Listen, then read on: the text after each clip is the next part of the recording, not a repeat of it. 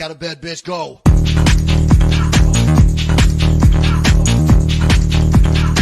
Get up, again, they gotta go.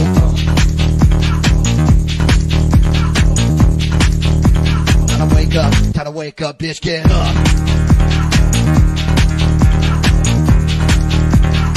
Get up, get up.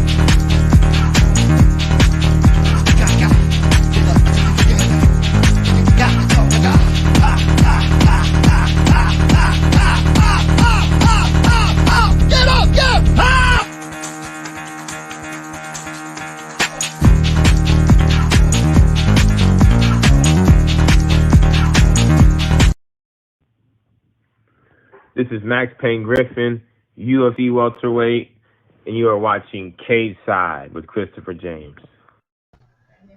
Hey, boys and girls, good evening and welcome. It's Cage Side with Christopher James. I am Christopher James, and we are here to party with you tonight, man. Hope you enjoyed our show this afternoon where we spoke with UFC welterweight Nico the Hybrid Price. We had a good time with him, and we're going to get our show rolling tonight. We've got 3 guests lined up for you.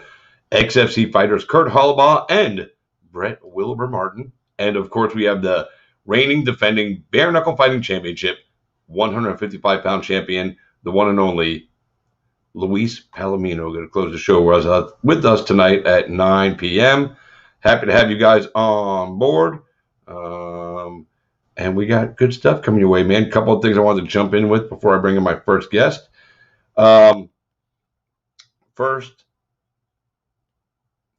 Woodley and Jake Paul. I talked about this the other day on the show. They had a press conference today. Woodley said he's going to beat dude's ass. Dude was making fun of him for losing 4 fights in a row. The back and forth with these guys is going to be cringy at best because Woodley has never been a great trash talker. And the Paul brothers are just cringy anyway. So that's just my opinion of them. But, we're here to have a good time. So, that's what we're going to do. Also today, you saw there Max Griffin giving a little love to the show. Thanks, Max, by the way. Max Griffin got a dream fight coming up on the Conor McGregor, Dustin Poirier card. He's going to be fighting the legendary himself, Carlos Condit, which is fucking an awesome fight for Max. Very excited for Max that he's getting this opportunity to fight such a big name on such a huge card. So we're excited for him. So if you guys are watching, please feel free to share this out with everybody that you know. And we definitely appreciate it. And thank you so much to our boys at Just Heart Apparel and Just Heart Apparel East Coast. They are my sponsor, and I love them. They do a lot of good stuff for me, and I definitely appreciate the support. So we are waiting for Kurt Holobaugh. I bet you he confused the time. East Coast, West Coast, or East Coast Central, because he's in Central, and I told him 8 p.m. East Coast, and he's probably thinking 8 p.m. Central. So we might be just you and me till 8:30 when we get Brett Martin on. And that's okay. There's always lots of stuff to talk about in MMA and the world of combat sports and bare knuckle fighting. The other night we had on a great show with Jenny. We were talking about Jenny Savage with Britton Hart and Joey Beltran. Britton Hart said she wanted to fight Jenny Savage, and then boom, an hour later the announcement got dropped. She is fighting Jenny Savage. So that means she knew, and she didn't tell me. I'll get you, Britton. I'll get you. But what a great show. We had Joey and Britton on. They are the king and queen of bare knuckle, a power couple, if you will. He is the heavyweight champion. He'll be fighting later this month against Sam Shoemaker to defend his title. And Britton's going to be fighting July 23rd here in my town of Tampa, Florida at BKFC 19. Now, we talked with them about their relationship, and the tough things of it, watching each other fight, which they haven't had to do yet since they've been a couple. This is going to be the first time on the 26th at BKFC 18, which you can watch on the BKTV app, or you can attend down in Miami at the Hollywood at the Hard Rock Hotel and Casino. So that should be, something very entertaining to say the least. It's going to be a good. Hold on a second. Oop. There we go. All right, so we need to get rid of that page. And All right, so yeah, we can jump into that there, Mr. Forrest. Let me pull that up for us. I didn't have the fight pulled up yet, but we can do that. So,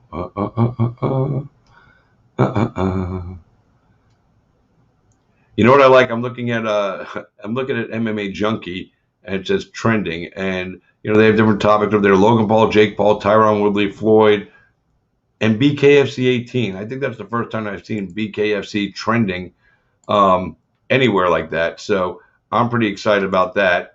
It's good to see them getting a lot of pop and a lot of recognition. So while we're waiting for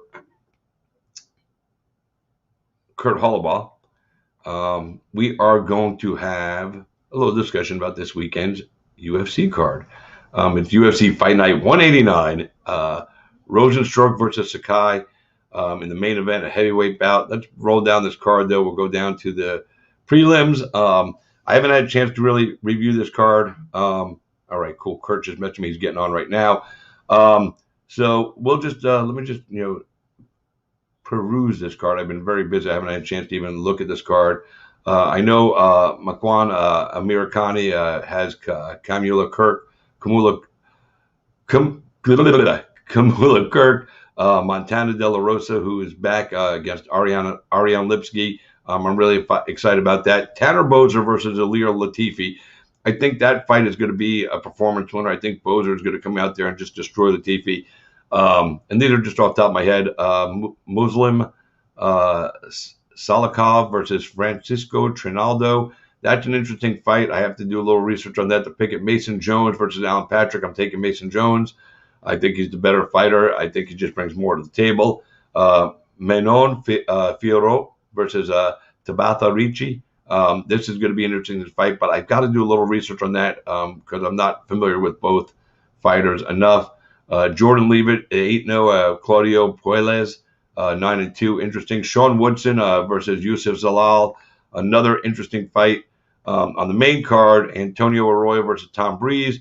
Gregory Rodriguez versus Dusko Todorovic. Miguel Baeza.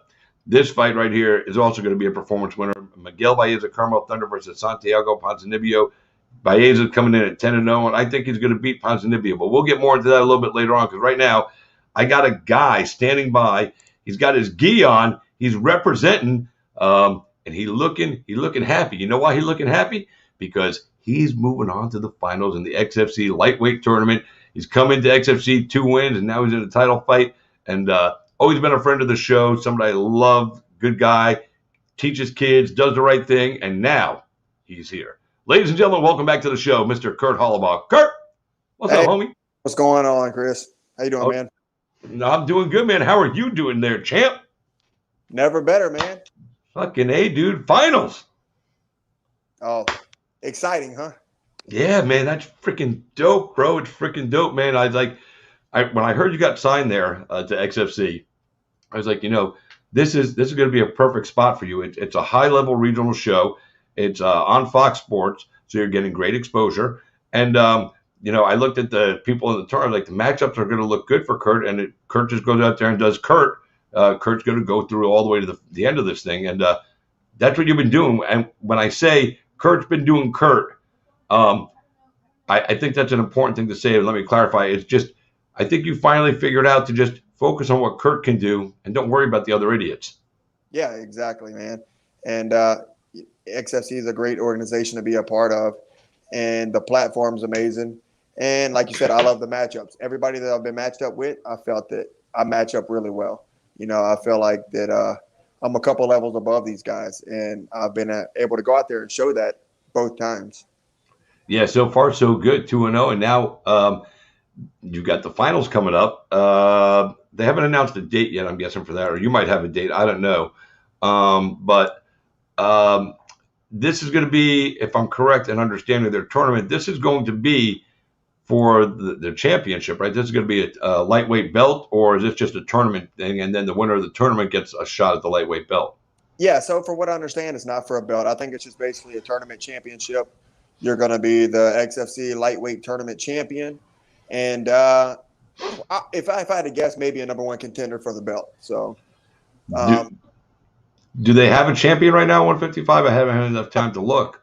No champions yet. They keep packing around the belt that they want to eventually put somebody to fight for, and they keep saying they're going to make these guys earn it, which is good, But I feel like if I win this tournament, that's definitely earning a belt. So we'll see what happens, man.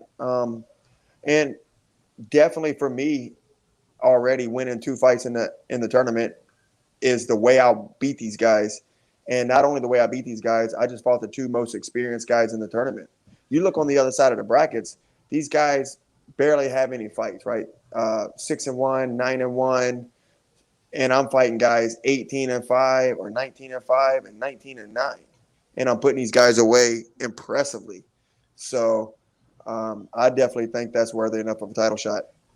Yeah, and today it was announced. I saw an article from XFC MMA Net that not only did you win your fight, which we all knew, but you got a performance bonus. Yeah. And I thought I earned it last fight, so I wasn't going to let him slide without getting Get on his phone like, yo, Myron, listen, bro, I let you get away with it once, bro, but now you got to pay the man. Now, I'm going to guess it wasn't 50K like the UFC, but was it a nice little like extra chunk of change, something to just make you smile a little bit? Yeah, it was good. And along with that, a little bit of cash, it was around 10,000 shares of the company also. So who's to say that Nice. that doesn't, grow super big? I think right now they're sitting at around 12 to 15 cents a share. But man, if it makes it to $1, $2 or $3 one day, and I got, 20,000, 10,000 shares, yeah. and not only do I got 10,000, I got 2,000 from the last fight, 1,000 for fighting, and 1,000 for winning, and that should be the same this time also. So I think I'm sitting around 14,000 shares, right? Yeah. So a couple bucks, man. If it hits a couple bucks, that's big money. Yeah, I mean, and if it goes up to something like $10, dude, that's Hey, you never know. That's why I'm just not even going to touch it. I'll keep it. yeah. Let If it it goes grow. up, if it goes up to $10, it'll be dinner on Kurt when I come to town. That's the way it goes. Got you covered, man. All right, so talk to us about your last fight. It was at XFC 44 last Friday night. You took on really a tough guy. At Jose Verdugo. I believe he was like 19-8 coming in or something like that. So he's not a guy that they're feeding you Right. to boost you. You're fighting guys that have the same level of his fights. Same experience level as you. And again, the same thing last time. The last guy I think you fought was like 17-4 or something like that. So you are getting these tough fights, and you are showing the world that you are who you say you are. I'm Kurt Holobaugh, and I'm going to kick your ass. But talk us through this last fight. It finished in round 2. Beautiful left hand, and that was all she wrote. But take us up to that moment. Yeah. So filling in for Scott Hudson, they Right. Verdugo, and when I looked him up, I'm like, well, they're similar styles, so I got a stand-up fight, which is what I was prepared for in the first place. So I didn't change my game plan any, but knowing that they just went down to Mexico and did the tryouts in Mexico and all that, they're signing all these high-level Mexican guys, trying to build that platform down there in Mexico. They gave me a tough guy, and I knew it was a tough guy. So I was excited for that test, and I knew I can do what I did. So, man, just heavy pressure. And coming into the fight, I just said I'm going to get in this guy's face. He kicks hard, and he's got a laser right hand. So if I cram this guy up, if I put the pressure on him, he won't be able to offload it, and I'll be able to dictate where I want this fight to go.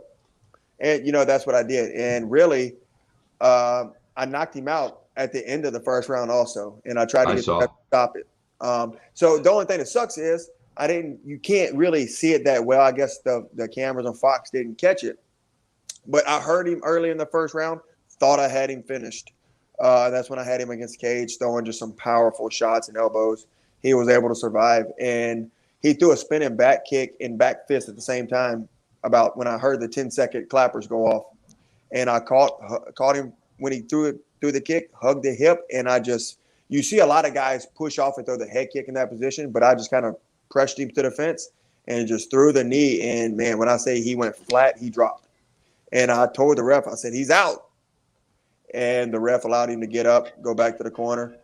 So I'm like, all right, well, I knew I had him hurt, so I knew once the bell started, I was going to go out and put pressure and get the finish. It really sucks when the referee leaves a fighter out there when the fighter shouldn't be fighting anymore. We see too much good stuff.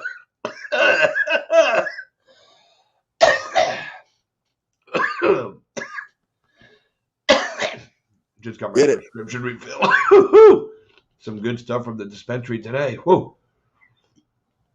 But what I was saying is, it really does suck when a doctor leaves a fighter out there way too long, and doesn't, or a referee, did I say referee? I think it did. When the referee leaves a fighter out there too long, when the fighter's done, because now you're putting a fighter in a position of taking more damage than is necessary. And that's what we saw with you, because I saw at the end of the first round that kid was out. And the referee let him back in. And it wasn't an advantage for that guy. It wasn't like, the guy had a chance at that point. He was done. So it sucks for him. It's great for you. And, now, going into this fight, before when you won your first fight, you weren't sure how they're going to match it up. And now you've got your tournament finalist. So tell us about him, who you're going to be fighting, and, what we should expect to see in that match. Right. Yeah, so I'm fighting a guy named Robertson. And, like Verdugo, he filled in, late replacement, a couple weeks before the fight. Young fighter, though, man, doesn't have a lot of fights. I think he was 6-1 when he stepped up to fight Tom O'Connor on the other side of the bracket. So, he's inexperienced, but he's still a decent striker. I don't really know much about his wrestling. Him and Tom kind of went back and forth. But, man, these guys haven't been the places that I've been. They haven't fought the guys that I've fought. Plain and simple. There's levels to the game, and I've been at the highest level for a while now. Yeah, I wasn't very successful in the UFC, but look at the murderous row of guys that I've fought. I might be the only guy coming out the UFC that's lost 3 straight to 3 guys in top 15 in 3 different weight classes. Yeah. Right? So, and I never got dominated by any of those guys. I lost the fights. I made mistakes. It is the reason why I lost some of those fights. But I showed that I can fight in the UFC, and I beat plenty of guys that's fought in the UFC in the past. So now I'm here, XFC. I'm in the finals. I got this guy in front of me, and I'm not going to do anything different. I'm going to keep training the same way I'm training. I'm going to keep improving every day. I feel that I'm definitely the best version of myself as of yet. I feel like I'm hitting harder than ever. I'm fast. My pressure's good. I'm not slowing down anytime soon. Right. And you mentioned the UFC. Before you came to XFC, obviously, you made it to the UFC. And before you got to the UFC, that was the goal, to get to the UFC. Right. And I think a lot of guys and girls, a lot of fighters, they put so much pressure on themselves to get to the UFC, and then they get there and they don't hit the mark that they wanted to hit. Some do, some don't. You unfortunately didn't accomplish what you wanted to get there. But now that you've been there, and now that you're back here at the regional scene and you're working hard to just be XFC, is the UFC still a goal? And if it is, if it is it the same kind of pressure on yourself to get back there that it was before, or do you put less pressure on yourself now to get there? Because you've been there and you know what you need to do to get there now, I think, more so than you did the first time you got there. But is there more pressure on you now to get back there, or are you happy being XFC and, if the UFC never calls again, is that okay for you? Yeah, there's no pressure on me whatsoever, right? Whatever happens in the future happens. And I'm going to tell you, the only difference between the XFC and the UFC is the money. I can tell you that I've had my best times ever fighting for the XFC. The way they treat us like rock stars, man. Yeah. We're getting put up in great hotels. They're taking care of us the whole time we're down there, right? At you hand and foot, whatever you need. You're getting your fight gear. You're getting your fight kits. They're giving you money to eat on. And it's so relaxed over there, right? So some of the things that I've been doing with the XFC, I would never be able to do with the UFC. So as far as like, for an example, I was able to have my son in the back with me, Zayden, the entire time. Man, he held mitts for me. You know, he walked out with me. He was on the stage when we weighed in. I would never be able to do these things with the UFC unless I was up super high fighting for championships and stuff like that. So, you know, and my fiance, I was even able to, I just went and got her, brought her to the back. She's been working a lot of new stretches for me, right? So every night she's been working stretches, stretching me out, you know, just trying to get my body feeling very good. She's been studying a lot of these different exercises. So I'm like, yeah, it's time for me to stretch out. I go get her, walk her to the back. She stretches me out, you know, watches me warm up a little bit, goes back out and sits down and watches me fight. At the same time, my son's still back there. He's holding mitts, right? And man, I've never had it's like a dream. You know, I've always dreamed of my son being in the back. And who knows how many more times I would be able to fight and accomplish those goals. So now I've got those goals out the way. That's awesome. And like I said, the last two fights that I've had has been the best fights of my career. Yeah, and you know, like you said, XFC, Myron Malotki has been doing a lot of good stuff over there. You know, the original version of XFC, I was there. We started that company years ago, and you know, we took it from you know, an event. First event was done in a country bar, and then after that, it was the St. Pete Times Forum. Like it elevated like that, and I believe XFC still holds the record for the most fans in attendance at an MMA event in the state of Florida. Maybe it changed now with Jacksonville when the UFC came back, but other than that we had the record for a long time, you know, and we went from the bar to the big arena to HDNet, which turned into Access TV. We did a lot of good things there, and I love the XFC. I'm glad that they're doing their thing right now, and you know, I'm trying to get Myron to give me a job. I am. I said I want to do backstage interviews or something. You know, come in. You know, we'll have a hoot, man. I'll be like, let's fucking partay. But he knows who I am and everything. I want to ask you something about the XFC because you've been around for a long time. Did you watch the Young Guns portion of the card? I did. You know, that Austin Bashy kid, dude. Let me tell you something. Whoever has to fight that kid is in for a fucking fight. That kid is so fucking good. I had him on my show a couple of weeks ago, and he's 19, and he's all of 19 the way he speaks. You know, he's shy, you know, and everything. I got him to come out of his shell a little bit. Myron was actually really excited. He goes, I can't believe you got him to come out of his shell. I said, that's what I do. But talking to that kid, and I've seen footage before I spoke to him, and I still didn't get it. And then I spoke to him, you know, did the interview, and then I watched this fight, and oh my Lord, that kid's dangerous. He hit a knee on the opening fucking. It looked like he hit a knee flush. His opponent came in. The hell was that guy's name? Emmanuel Pugh. He came in and he rushed in, and Pugh jumped and threw a knee, and it looked like it caught Bashy dead on the chin, snapped his head back, and he just fucking locked this guy in and he grinded that takedown like nobody. And his punch. I love this kid. Yeah, man. Great kid. And super respectful, you know, and that's another thing. A lot of those guys down there, you know, a lot of respect from those guys, you know, and super cool guys to be around. Every time I see the kid, you know, he walks up, he fist bumps me, tells me what's up, you know, so great kid. And yeah, I definitely watched the Young Guns. I got one of my guys that trained under me bar, you know, Dennis Hughes. Yep. I was going to ask you about that. and so, yeah, man, we wasn't even required to be at the arena until about 6:30. The Young Guns had to be there for 3:30, but I went ahead and went down there to the arena with him. And another thing about the XFC for this event, that reason I say that it was no different than the UFC, man, they had us in a huge arena, the same arena that the UFC would be in if they went to Des Moines, Iowa. Right? We're in the Wells Fargo arena. Yeah, they didn't sell a bunch of tickets, but, you know, at least we had some fans there. And the way things have been going lately with no fans, it was still, they had a good enough crowd to make some noise. I can tell you that much. So it was pretty awesome.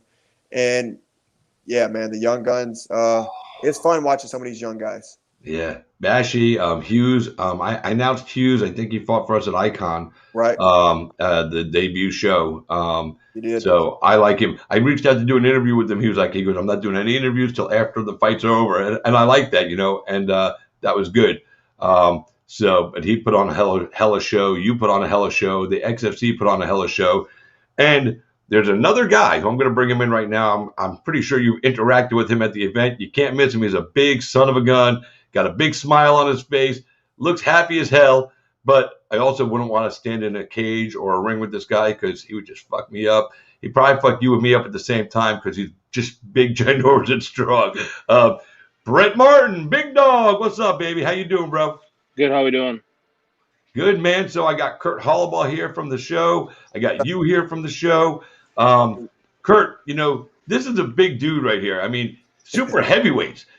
We don't get to see a lot of that, and I'm glad that we get to see this guy fight. And I hope the XFC has no intention of trying to make him move all the way down to heavyweight. I want the super heavyweight fight. I want them to be the first company to really premiere super heavyweight division because you got guys like him. You got guys like Big Dog here. Kurt, tell me what you think about the big super heavyweight, Mr. Brett Martin. No, man. I met him down at the at the fights, and super nice guy. Like I said, all those guys down there are super respectful, treat everybody with respect. Everybody's very friendly with each other. And you don't see that a lot. Nope. Not around a lot of promotions. Because everybody's an alpha, so everybody wants to fucking be. I'm the big dog, and no, I'm the big dog. Even if you're a little dog, I'm the big dog. It's like but it's Big Dog. This was probably your biggest experience, man. What was it like for you to be there? And work around guys like Kurt Holobaugh and some of the other UFC veterans that are on the card with the XFC. Big fight experience for you, man. What was your thoughts on the night there and guys like Kurt? No, man. Usually the fight night and stuff like that's the same. Regardless, kind of like what Kurt said. If you're in a good promotion with good fighters. It's just a different promotion. Obviously the money makes it a little different, but seeing guys like Kurt with his son and just the way he represents his family and himself, you know what I mean? It's kind of, I idolize it because I'm still a young guy, just recently married and working on having kids and stuff like that in the future. So to be able to see him do that and like he said, be able to do it with his family. It makes me happy, and it makes it even better to call XFC home. You know what I mean? Because that's the type of person I am, and I love that other fighters in this organization are the same exact way. Love that, dude. I love that assessment. And by the way, dude, congratulations on getting married. I love your Facebook profile picture. You got 2 hands full of ass, bro. Oh yeah, definitely. Kurt, I don't know if you see his Facebook picture, but on his Facebook picture, his wife is facing him, so you can't see her all that, everything about her, but you can see him smile. He got 2 handful of ass and his wife with a wedding dress. I was like, that's the best wedding picture I've ever seen in my life, dude. That man's happy. He's going, I got my girl, I got her booty. I'm a happy son of a bitch. Oh yeah, and that's my mom's lake that I grew up on too. That the picture was taken on, so even better. That's awesome. Yeah. That's She's a beautiful awesome. woman, so I'm very blessed. Yep. Well, listen, man, we're going to chat with you here fully in a second. I always like to bring in guys. I always like to bring in guys that fought on the same card and ask them about each other. I think it's fun to hear. And it's happened a couple times. Big shout out to Kurt and Bobby Nash. Those are 2 guys, 2 fathers that had their kids at the event, and they both showed out. And just showed a different type of mentality that I feel some fighters have, and it was just beautiful, man. Awesome guys, and I'm happy to be representing the same promotion and trying to do the same things for sure. You guys are on the same roster. You guys are co-workers, man. That's pretty cool, And for you, Brett, I'll say this, and I'm gonna jump out with Kurt real quick. But for you being a young fighter, regardless of weight class, because I don't think you fight whatever weight it is, it doesn't matter. But the business of being a professional fighter at the level that you're trying to ascertain right now, and the level that Kurt has been at, I advise you to make sure you stay in touch with the guys like him and ask them questions, because their knowledge that they can pass on to you is something that you're not going to get from a lot of different people. But, Kurt's been to the top of the mountain. He's been at the UFC. He knows what it takes to get there. He knows what it takes to stay there. But all the trials and tribulations of being a pro MMA fighter for so long, I think that's the one thing young fighters don't get the full benefit of, because nobody ever tells them a lot of stuff. You know, your coach can teach you how to do this and, you know, be technical and everything. And sometimes you get lucky and have somebody in your gym that also is, you know, had a high level career. But when you get around guys that are fighting on promotions that you're working at, whether you're at the XFC or anywhere, if you find UFC guys there, dude, or Bellator guys that have been around and, you know, really hit these shows and travel the world and done this, you know, pick their brain, dude. And if they don't want to help you, just remind them that you're a super heavyweight and you can crush them like a grape. No, just kidding. Don't do that. No, I don't care who you are, where you fight, man.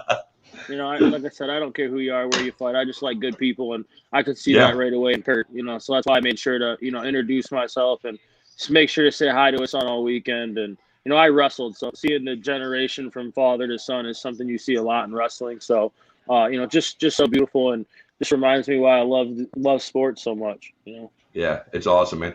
All right, well, listen, hang on 1 second right there, Brett. Yep. What were you saying? What were you saying, Kurt? I was telling him I appreciate that. Yeah, most definitely. Keep working, man. I can't wait to see you raise that belt up, brother. You too. We got to make sure he's getting that belt, dude. I'm going to have to call Meyer and go, Meyer, man, you're having a tournament with no belt? Come. And if he don't fight somebody for the belt, I'm sure him and Old Cross will be fighting soon anyways, and that's going to be a banger regardless. So. Oh, Kenny Cross, yeah. That guy's a trip, dude. I had him on my show a couple weeks ago. He's funny as fuck. But I mean, he needs to fight people like Kurt. Yeah, well, they need to fight each other, you know, no doubt. All right, well, listen, Kurt. Yeah. So we know you got your next fight. They haven't given a date yet. Hopefully it'll be soon. Anything you want to say to the folks that tuned in to, you know, hear from you, shout out your sponsors and your coach and all that stuff, man. The floor is yours, brother. Yeah, absolutely, man. You know, just thank everybody for the support. You know, I had a lot of support, a lot of feedback from this fight. Everybody congratulate me. And it's hard to get back to everybody, you know. So thanks to everybody that reached out that I might not have got back to, especially, you know, my team. Thanks to my team, all those guys that helped me out all through training camp. All those guys know who they are. It's too many to name, you know. And definitely thanks to my sponsors, K-Ray Construction, Covington Power Sports, Franktown Nutrition, Franktown Hatchet House, Creole Tomato. You know, thank you to all those guys. All right, and thank you to you for a couple of things. One, for putting on some really good fights at XFC and your whole career, but recently these last two fights have been awesome. So thank you for entertaining us with the fights. Congratulations on getting the wins, and super. All right, guys. Now this is where I throw out being, you know, professional and non-biased media, and I go full bias here. I love you, dude, man. I'm so fucking happy for you. Go out there and fucking do what you got to do, man. That's it. Always. Brett. Always appreciate you, dude, man. You're like, you know, like I said, I'm not supposed to be biased in the media, but there's a few guys I just, you know, I got man crushes on, and you're one of them because you do everything the right way. No, you do. Yeah. Fighting, family, and it's not in that order. It's family and then fighting, but you're doing it all the right way, you know. And I'm so glad you got to spend the fight camp, you know, and have your kid backstage and everything, and you know, go make enough money so he don't have to be a fighter unless he wants to be. That's the plan.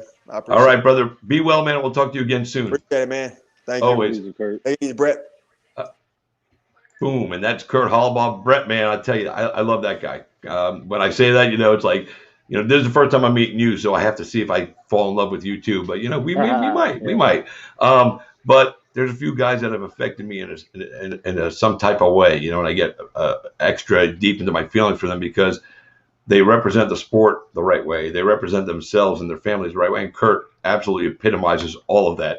So I'm not afraid to tell people that I'm biased when it comes to Kurt. You know, I'm not afraid to tell people I'm biased when it comes to Mike Perry because, you know, I've watched that guy from the regionals. And while some people don't have, you know, the taste for Mike Perry, Mike Perry's like actually he's a really beautiful soul, dude. He's just, you know, he's a little crazy sometimes. But, you know, so I don't care if he's fighting Francis. I'm taking Mike Perry. You know what I'm saying? That's how much I care about the dude. So anyway, so this is your first time on the show with us. So first of all, nice to meet you, man. Definitely. Thanks for having me. Absolutely, man. And thanks for putting on a hell of a fight, dude. Fucking, you know, that was a fun fight to watch, man. Two huge guys, you know, tossing each other around and moving each other's bodies the way you guys did. It's beyond impressive because you're both big guys. And it's like, oh, my God, you know, how do I get this big guy off me? And then the other guy's just as big. And you're like, fuck, I'm just going to move him, you know. And it's such a crazy concept in my head, you know. It's like, but you guys did it. And for being so big, you know, there's a lot of athleticism in there that I don't think people sometimes give big guys like yourself credit for, And I was fully impressed with what you showed us on Friday night last week. And, thank you for putting on that show, first of all. Let's, let's backtrack a little. Getting to this fight night was a little difficult, You were supposed to fight originally Chris Barnett. And then Chris Barnett got the call to the UFC. Myron, I reached out to Myron and thanked him for letting Chris go. And he said the decision was really tough because he had to make sure before he let Chris go that he was going to be able to take care of you. It was important to him to keep you on the card. He didn't want you to, suffer because of Chris's success. And I felt when he told me that, I felt that in the heart. And it just shows the level of care that he's putting into this right now. He's all in with you guys. So take us through that whole few days where you weren't sure what was going on. And give me your thoughts on Myron making sure that before he let Chris go, that he was going to be able to take care of you.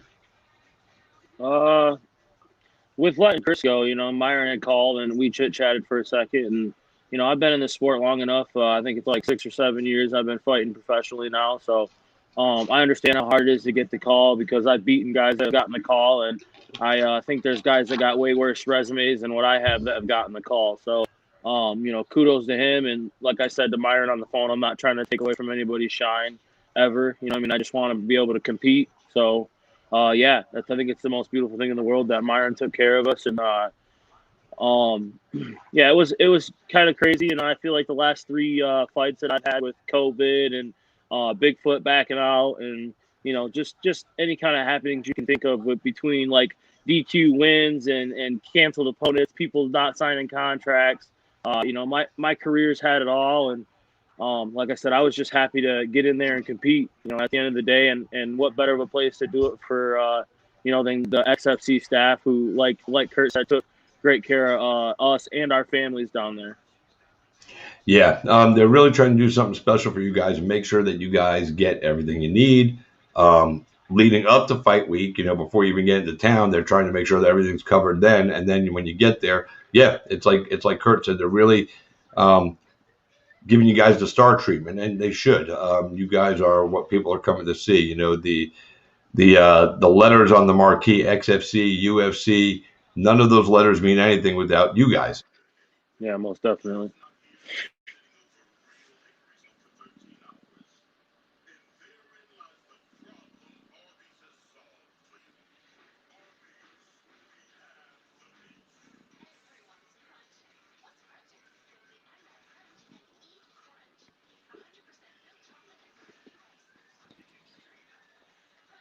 You there?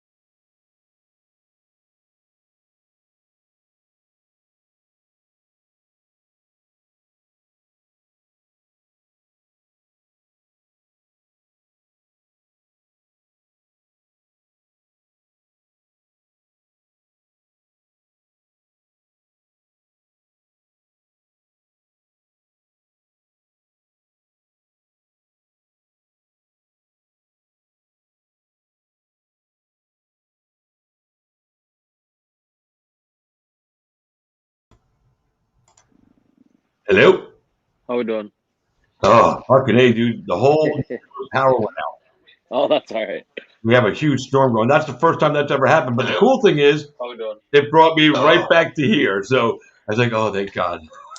I was on my phone typing in the comments. I'm like, fuck, Facebook. Oh, shit. Let me tell these guys what's going on. No, that's good. I looked over at my wife and I was like, "You watching?" And she's like, "I can look at it," and it was black.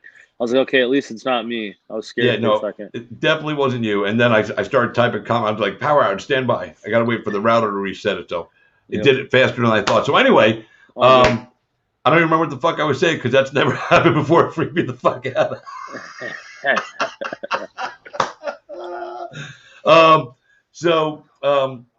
Yeah, I think we were talking about just like my crazy fight stuff before, getting to fights and people not signing contracts like I Yeah. said and canceled fights and opponent changes and like I said, I've been through it all and just like I said, I was just happy to compete. Yeah, man, and compete you did, man. It was awesome. There's somebody that messaged me the other day, a cat named Rashawn Jackson. He's based out of Florida, and he said he wants to beat your ass. I know Rashawn. He's fought a couple shows I've done. He messaged me specifically when he saw I was interviewing you. He saw you were coming up. He goes, "Tell him I want to kick his ass." I don't know if he's watching now. He was watching earlier. I don't know if he's still on. But do you know who Rashawn is, and do you know why he's coming at you? I think I've heard the name before, maybe on the rankings or something, but like I said, I usually don't care, don't pay too much attention. If they want to fight, they can reach out. They know who I fight for. Shirt says it right here. So if you got a resume that fits the part, go on ahead, boy. That's all I ever say. Yeah, I mean, you're ready to fight, so you don't care who, just as long as the paycheck is going to clear, and Yep. that's Yeah, it. and heavyweight, super heavyweight, I could care less. Just stay in your fucking contract. Yeah, do you want to stay at super heavyweight, or do you mind going back up and down the ladder there, heavyweight and heavyweight to super heavyweight? I personally, like I said, I want them to keep you as a super heavyweight, and I want them to build their super heavyweight division because nobody else has one.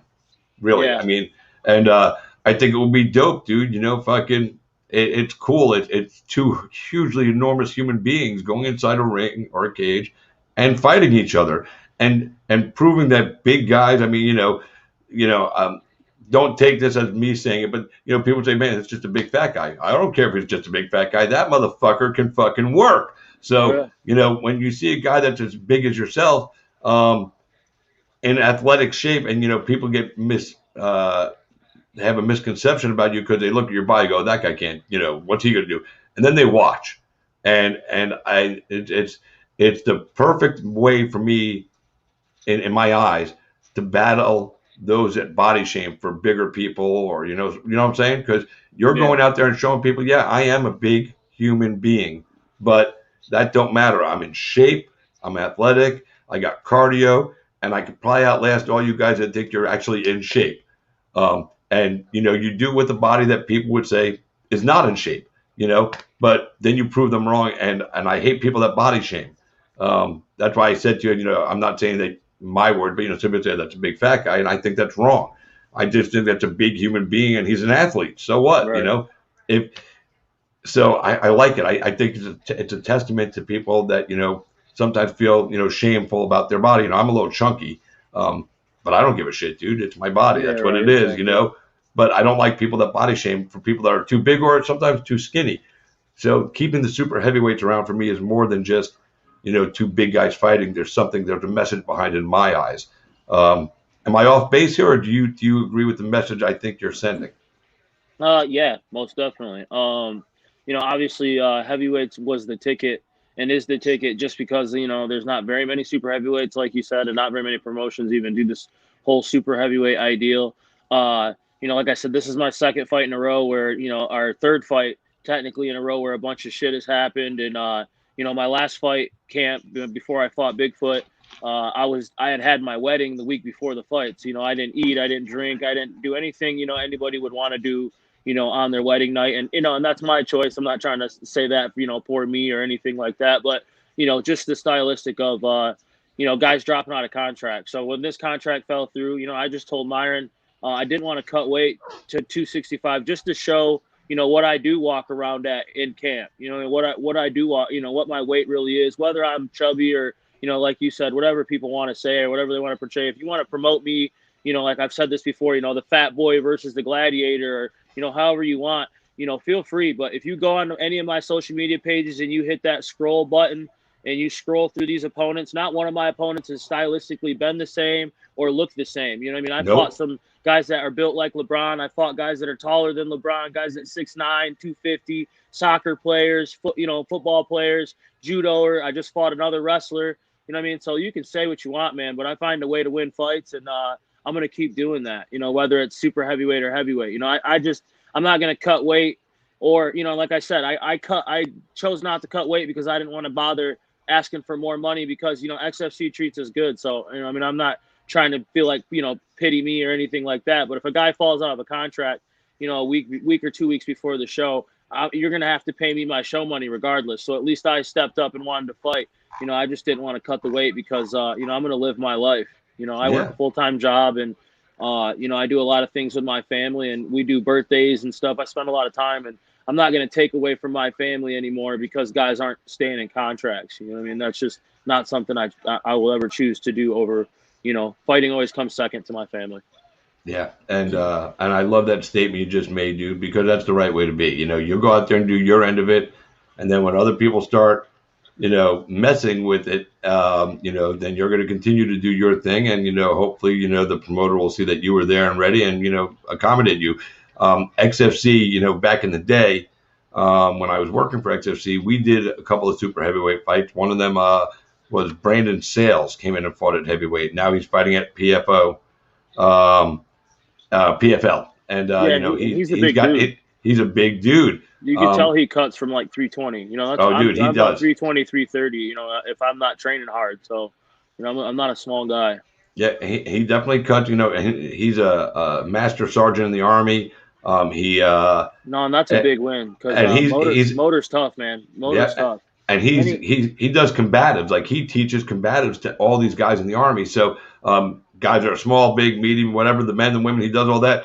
And now he's got here he is at PFL in $1 million tournament, and he's got Fabricio. Statement. Yep. Yeah, and now he's got Fabricio coming up. That's his next opponent. We're doomed. Yeah, and I don't see that going well for Fabricio, to be honest with you. I told everybody that Brandon was going to beat Usman's brother, and nobody believed me, and he did. No, and I when I seen the size difference, and when they started talking, I said this dude looks tough, and with those Hawaiian genetics like that, man, that's excuse me, you can't teach that. You know what I'm saying? So watching him fight, that's a scary dude in that tournament. That's for sure. That's a tough guy, and thank him for his service, and I'll definitely be rooting for him. Sure. Okay. So Rashawn. Let me see. He said, you and your team ran from this guy who was ready on a one-day notice at heavy or super heavy, and you all chose a bum who wasn't even trained. I'm going to guess, Rashawn, are you referring to his last opponent? Is that what you're telling me? I got to make sure that, we comment properly to your comment.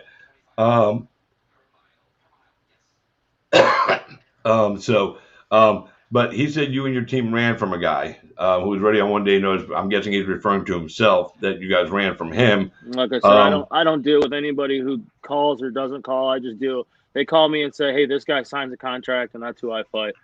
So in the negotiations, you don't really get involved in who they're looking at or who offers to fight you on short notice. No, I signed. You just wait for your team to tell you. Yeah, I signed to fight Chris Barnett, dude. Yeah. I don't know who the fuck you are. So that's disrespectful for him to even assume something like that. But like I said, in the future, yeah, for sure, I'll fight anybody. I just lost power again.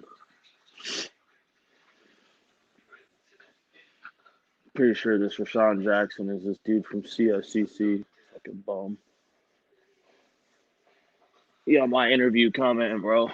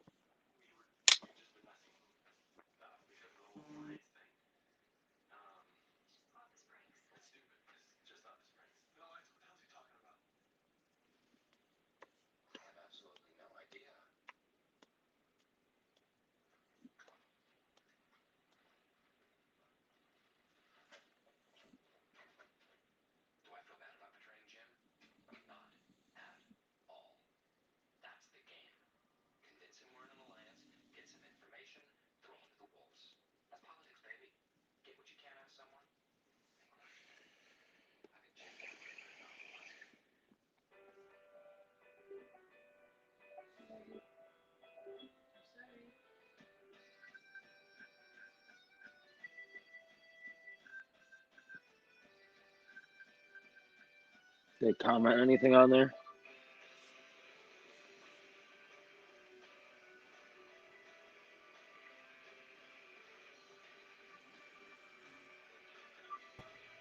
Okay, I think we're back.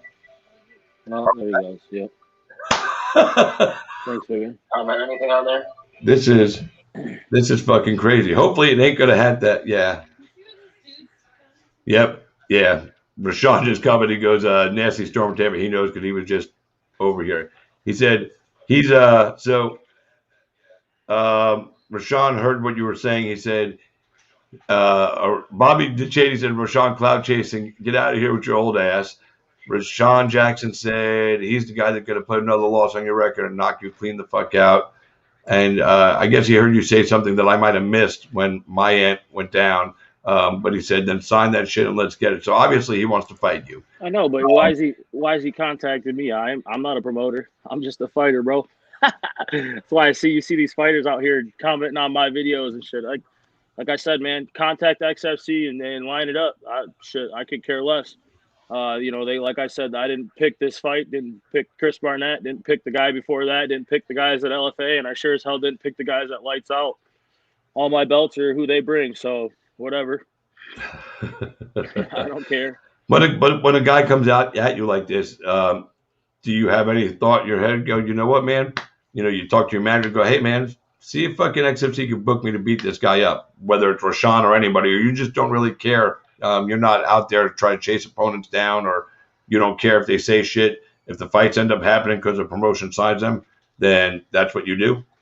Yeah, I mean, at the end of the day, I don't care. I don't clout chase. I don't. I mean, yeah, if he wants to fight and he reaches out and they say that's the guy that gets the contract, then yeah, good for him for speaking up and trying to get a fight. I guess I don't really give a shit. Like I said, I didn't get 10-1-1 by picking my fights. You can go through my resume and look at the guys I fought. You know what I mean? I have. There ain't a heavyweight out here that's got my resume. Like this punk right here, I know his shit don't look nothing like that. So I don't give a fuck who it is. You know what I mean? Like I said, any of these guys can call me out and say what they say, but I've taken the hardest route and I've had some dumb shit happen based upon other guys that are supposed to be these savage professional fighters not following rules and making me look bad and taking away from me. So, once again, I went out there and got another W on less than 2 weeks notice against whoever they brought me. You know what I mean? Like I said, I didn't get to pick. I don't know who my team or whoever he's talking about dealt with. My manager's usually pretty open with me of who they're dealing with or who they bring up. And like I said, Myron, the only person I heard of was Marino. And, I heard it and shit, I didn't even hear he signed a bout agreement until like the Wednesday or Thursday of the week of the fight. So like I said, man, I don't care. I just work a full-time job, take care of my family. And when they tell me to sign a dotted line for a fight, I sign it on my end and I show up. It never mattered who was on the other end of that. And that's the way it should be. You just show up and do your thing and let the rest take care of itself, So I'm excited to see you go again, dude. To be honest, I haven't seen you fight on a live fight night before. This is the first time I actually watched you fight a card. I did go back and look at some of your fights. And I was like, this guy's got skills, But I didn't go watch those fights till after I saw this fight because I didn't want to have any predetermined of what you can or can't do. I just wanted to see you fight. So I watched the fight at XFC 44 live.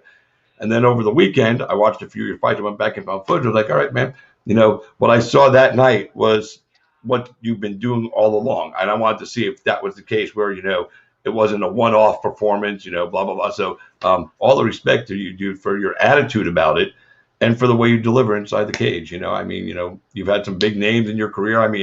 I saw you fought my boy Josh Parisi, and I love Josh, and you beat Josh, before he got to the UFC. So, you haven't been fighting tomato cans. You've been fighting tough dudes all the way up. And, I respect the whole way you've done it and how you do it. Yeah, I appreciate it. No, and like I said, I don't ever mean disrespecting my opponent.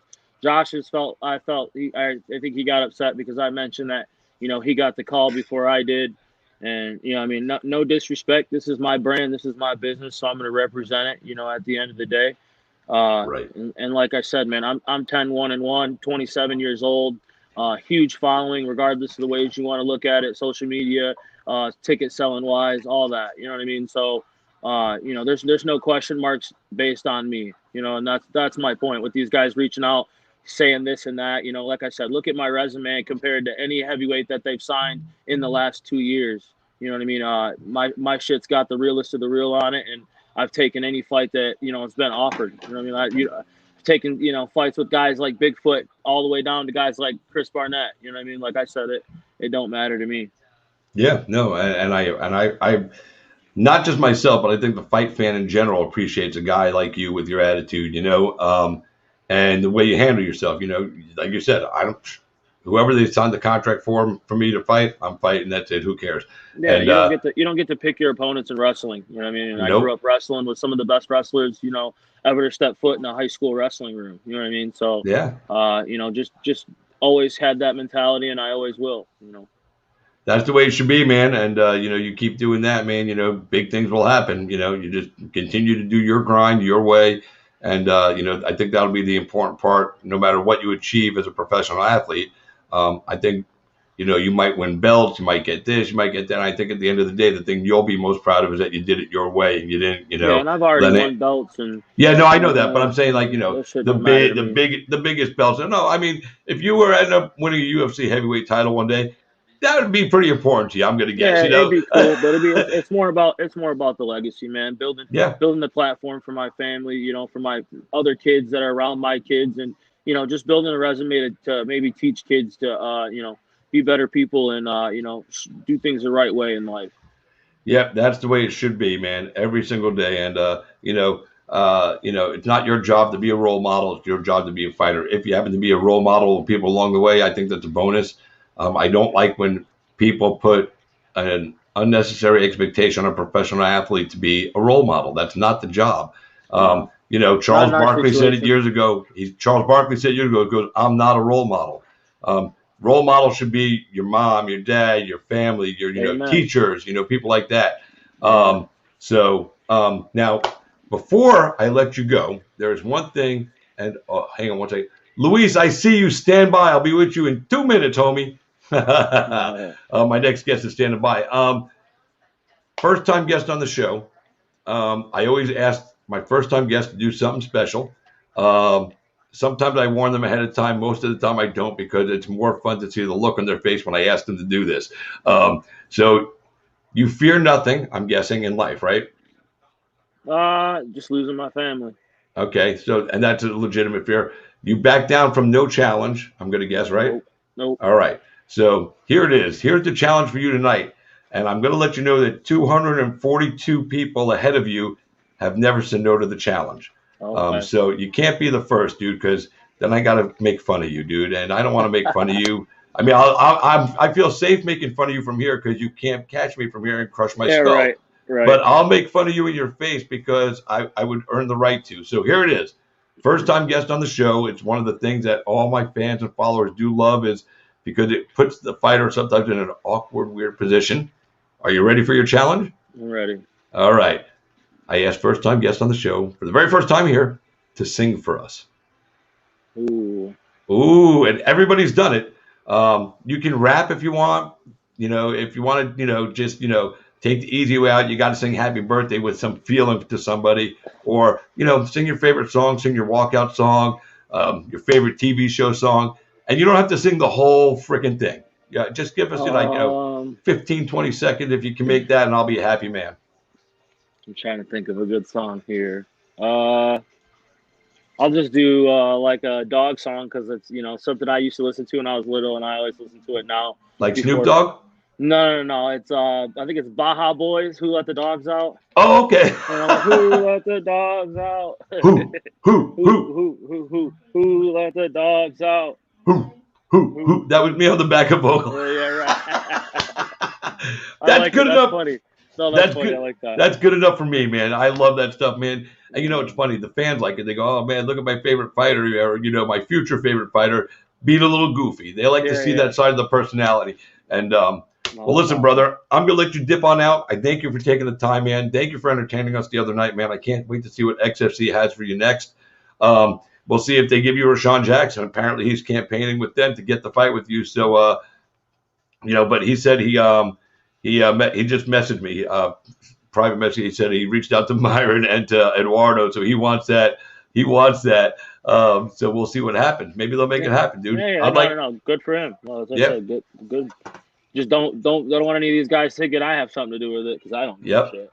You don't have shit. Just they tell me who. All right. So before I let you go, though, you want to shout out sponsors, team members, all that stuff before I let you jump, because I got the next guest waiting on me. Yeah, most definitely. Shout out to all my people. You know, they know who they are. All my sponsors are here behind me. You know, all my people at Black Lion that helped with the camp. Big shout out to my training partner Jamal Hill, who fights next weekend in Arizona, Glendale, Arizona. Make sure you check him out. Yep. And thanks for having me. And you know, shout out to XFC and all my fans. That most definitely. Well, listen, man, we will definitely have you back on if that's cool with you, man. I enjoyed the time, and we might just bring you on and just do some fun shit with you, man. Like fucking have I'm always down for whatever. Maybe I'll have you come on and get. We'll do like a food challenge. You against my dude Bobo O'Bannon from Bare Knuckle Fighting Championship. He's always down for fun food, fucking crazy points. He comes on and does hot food challenges. So maybe we'll do something with you guys. It'll be Bare Knuckle versus MMA in a food competition. We'll set it up, man. There we go. All right. Be well. God bless you and your family, man. Thank you for taking the time. We'll see you soon. Yeah, appreciate you. Peace. And now, that was my man, Brett Martin. Man, what a fun guy. First time I got to chat with him, I really liked him. But now, kids, it's the championship rounds, if you will. We're going to bring him in right now. There's a lot of gold behind him. Like, I might have to put on sunglasses when I bring him in full screen here, because the shine from all the gold from the championships, it's blinding, baby. And it couldn't happen to a nicer guy. And it couldn't happen to a guy that, there's not too many people that work much harder than him.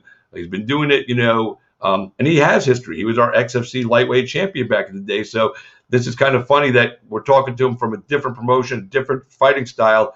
But I'm pretty sure that XFC belt is in the background back there. We're going to bring him in right now. He is the man himself, the reigning, defending Bare Knuckle Fighting Championship lightweight champion of the world, Luis Baboon Palomino. What's up, baby? What's up, brother? How are you, man?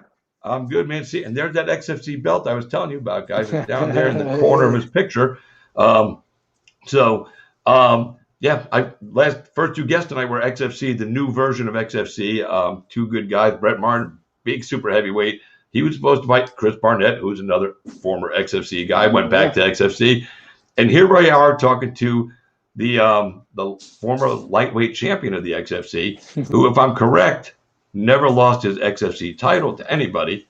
Nobody ever fought you and took it from you. So, in reality, man, you're still the lightweight champion of the XFC in my mind. So featherweight.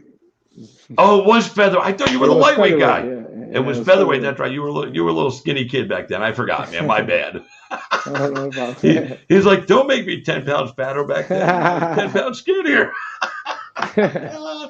So, Mr. Palomino, man, how are things with you today, man? What's going on with you? How's your day been today?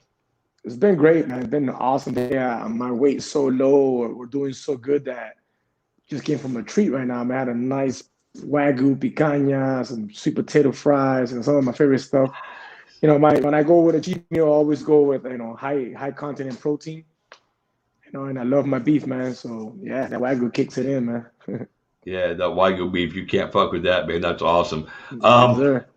Sure.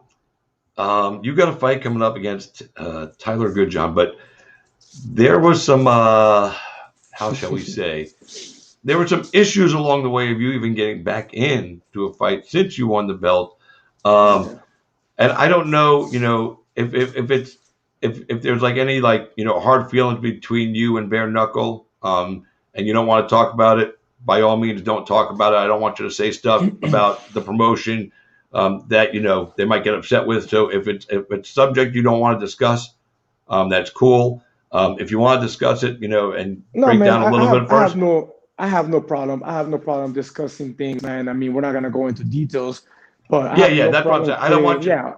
We have no problem clearing out the air, because I don't have no problems with BKFC, man. I don't have no problems with David Feldman. I don't have no problems with the organization. My only concern, my only problem was the fact that I was inactive. And it's already today. This month we complete 7 months, and I'm winning. So that was my problem.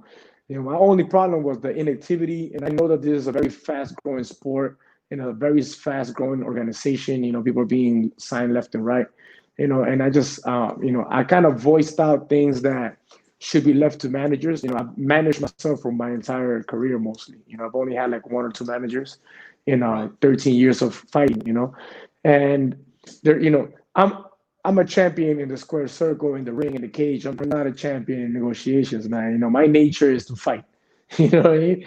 And my only concern was, the inactivity and not finishing a contract. So what I did was, you know what, man, I went ahead and apologized to Dave for making our conversation public in a way, even though it wasn't that crazy either. But in a sense, I did kind of say some things out loud because I speak my mind, man. I walk with the truth. My father and my mother, they taught me since very young, if you don't lie, you have nothing to hide, and you have nothing you have to remember about.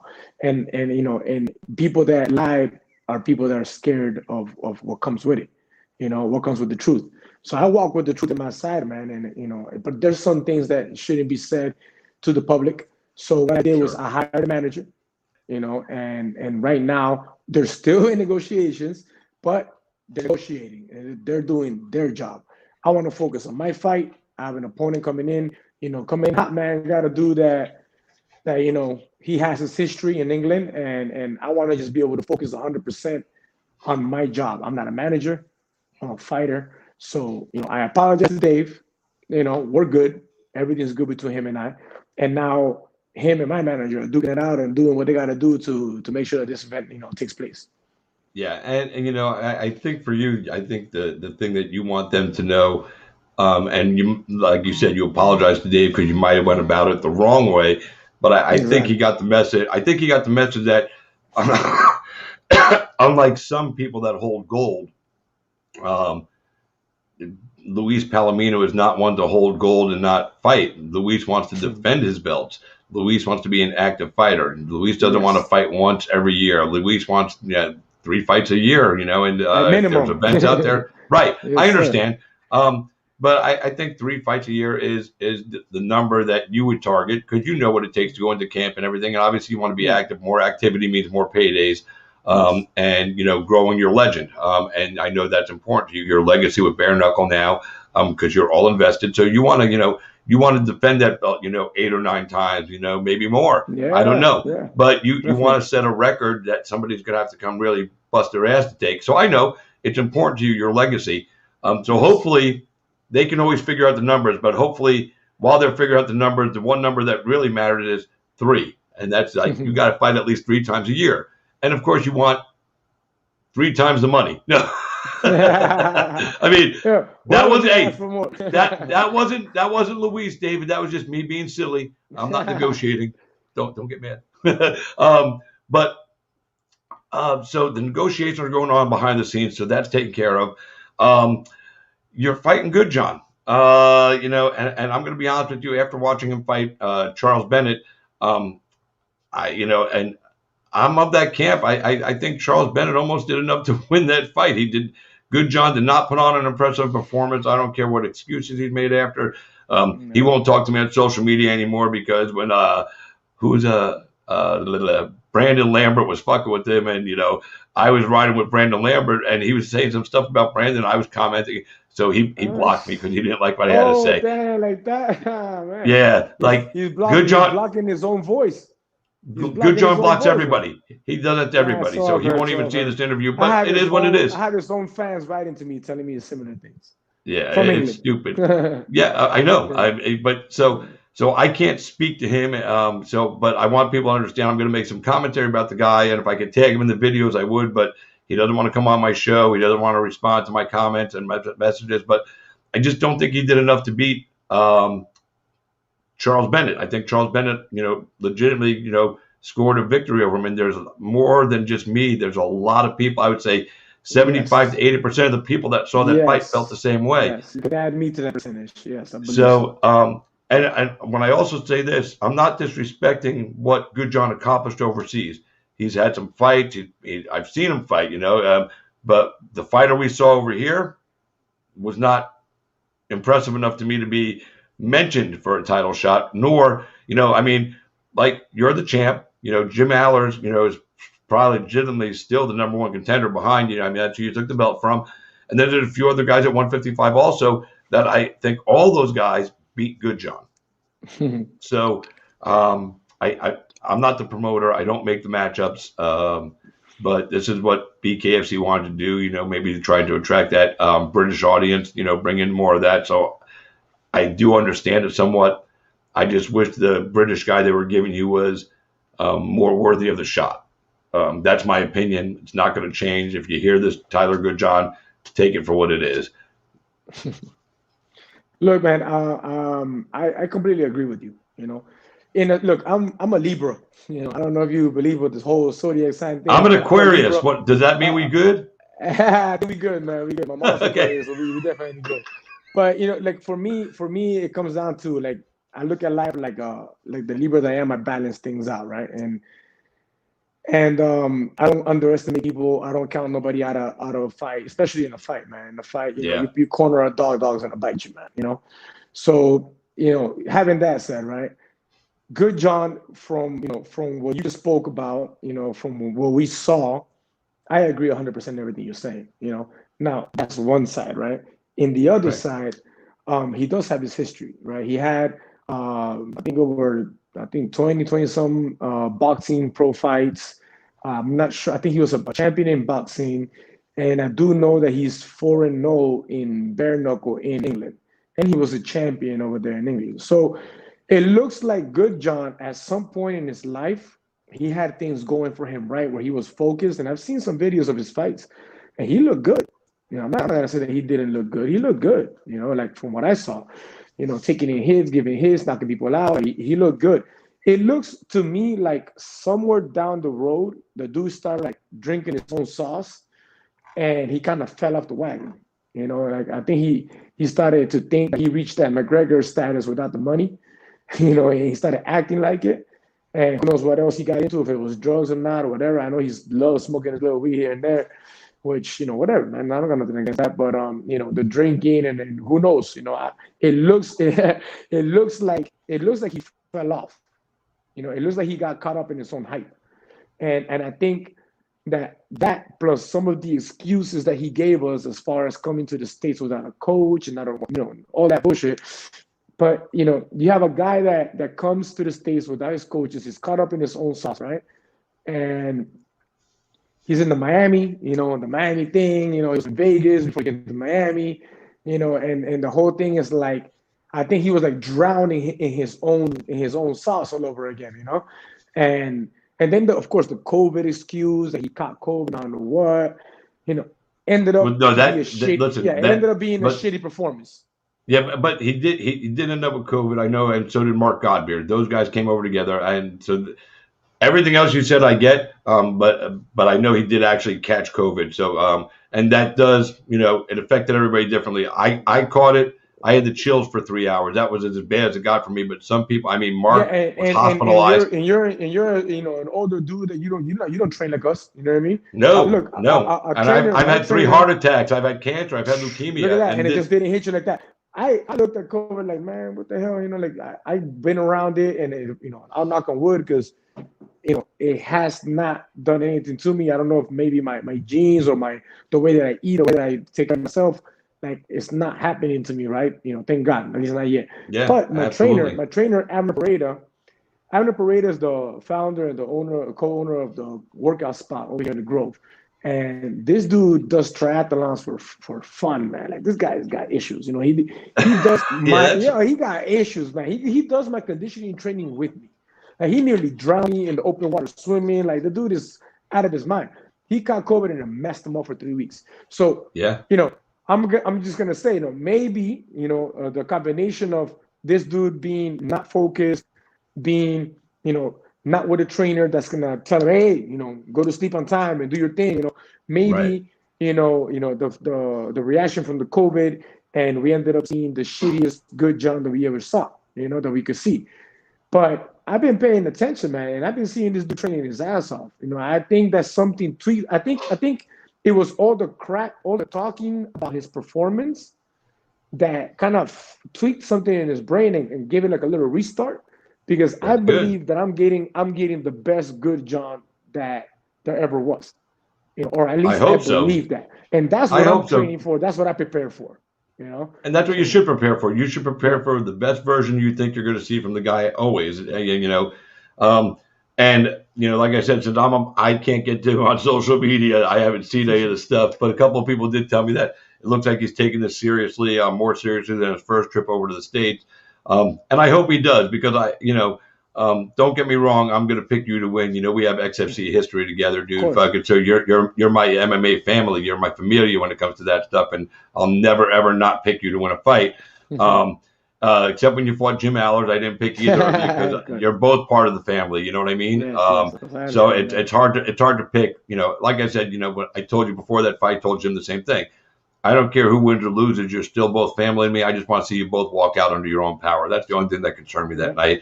The belt at the end of the day is just a piece of hardware. I still hope that one day you and Jim, are able to ascertain friendship at a level that once was before. We are.